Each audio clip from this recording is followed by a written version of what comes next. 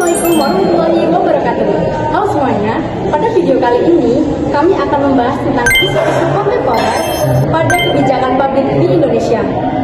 Seperti yang kita ketahui, ekonomi publik merupakan ilmu ekonomi yang mempelajari tentang bagaimana peran pemerintah dalam menyusun kebijakan, mengelola sumber daya, dan meningkatkan kesejahteraan masyarakat. Untuk itu, di era modern ini, tantangan-tantangan mulai berkembang, sehingga membutuhkan kebijakan publik yang tepat dan berkelanjutan. Yang pertama, program magang lebih gratis atau MBG. MBG, Mas Bahlil Ganteng, buah apa yang paling manis? Program makan bergizi gratis merupakan salah satu kebijakan pemerintah yang bertujuan untuk meningkatkan kualitas gizi anak sekolah, balita, dan juga ibu hamil. Program ini diharapkan dapat menciptakan generasi yang lebih sehat dan juga produktif di masa depan. Selain itu, meningkatkan kualitas sumber daya manusia, program ini juga berpotensi untuk mendorong pertumbuhan sektor pertanian, peternakan, dan juga UMKM sebagai penyediaan bahan pangan. Namun, karena membutuhkan anggaran yang banyak besar atau yang lebih besar, efektivitas dan pengawasannya juga menjadi perhatian utama dalam ekonomi. Selanjutnya, efisiensi anggaran pemerintah. Efisiensi anggaran menjadi isu penting karena pemerintah harus memastikan setiap pengeluaran negara memberikan manfaat yang maksimal bagi masyarakat. Berbagai pengeluaran yang dianggap kurang prioritas mulai dievaluasi agar anggaran dapat difokuskan pada program yang lebih produktif. Tujuan kebijakan ini adalah menjaga stabilitas fiskal sekaligus meningkatkan kualitas pembangunan. Tantangannya adalah bagaimana melakukan penghematan tanpa mengurangi kualitas pelayanan publik. Selanjutnya, Koperasi Desa Merah Putih. Program Koperasi Desa Merah Putih bertujuan memperkuat perekonomian desa melalui pengembangan koperasi yang modern dan produktif. Koperasi diharapkan menjadi sarana permodalan, distribusi dan pemasaran hasil usaha masyarakat desa. Selain meningkatkan pendapatan masyarakat, program ini juga dapat menciptakan lapangan kerja dan memperkuat ekonomi lokal. Keberhasilannya sangat tergantung pada tata kelola yang baik dan kualitas sumber daya manusia di tingkat desa. Hilirisasi. Selanjutnya, hilirisasi industri dan pengelolaan sumber daya alam.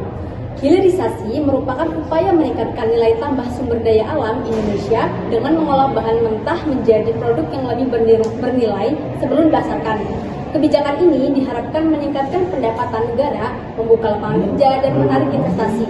Dengan hilirisasi, Indonesia tidak hanya menjadi pengekspor bahan mentah, tetapi juga menghasilkan produk yang memiliki daya saing lebih tinggi di pasar global. Selanjutnya ada penciptaan lapangan kerja dan pengangguran.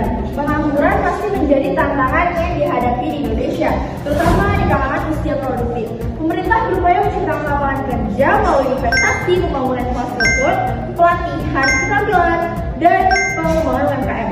Selain itu, ekonomi digital juga membuka peluang kerja baru, namun masih terdapat kesenjangan antara keterampilan tenaga kerja dan kebutuhan dunia industri yang terus berkembang. Selanjutnya ada ketahanan pangan nasional. Ketahanan pangan menjadi isu penting karena berkaitan langsung dengan kesejahteraan masyarakat. Ketersediaan pangan yang cukup dan harga yang stabil yang sangat diperlukan untuk menjaga daya beli masyarakat. Perubahan iklim, gangguan distribusi, dan kenaikan harga bahan pokok menjadi tantangan yang harus dihadapi pemerintah. Oleh karena itu, peningkatan produksi, pertanian, dan penguatan cadangan pangan nasional menjadi langkah yang harus dilakukan. Selanjutnya, digitalisasi pelayanan publik.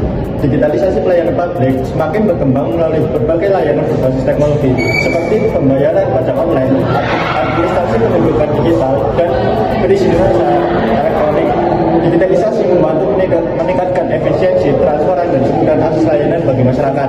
Meskipun demikian, pemerintah masih menghadapi tantangan berupa keamanan data, literasi digital, dan pemerataan akses internet. Terakhir, yaitu keberlanjutan APBN dan utang negara. Keberlanjutan APBN merupakan kemampuan pemerintah membiayai pembangunan tanpa menimbulkan beban yang melebihi di masa depan. Untuk mencapai tujuan pembangunan, pemerintah memanfaatkan penerimaan pajak dan juga pembiayaan utang. Oleh karena itu, pengelolaan fiskal yang sehat sangat penting agar pembangunan dapat berjalan secara berkelanjutan, stabilitas ekonomi tetap terjaga, dan juga kesejahteraan masyarakat terus meningkat. Dari pembahasan tersebut dapat disimpulkan bahwa isu-isu kontemporer moneter dalam ekonomi publik sangat berkaitan dengan upaya pemerintah dalam meningkatkan kesejahteraan masyarakat dan menjaga stabilitas ekonomi. Berbagai kebijakan seperti program makan bergizi gratis, efisiensi anggaran, koperasi desa merah putih, hilirisasi industri, penciptaan lapangan kerja,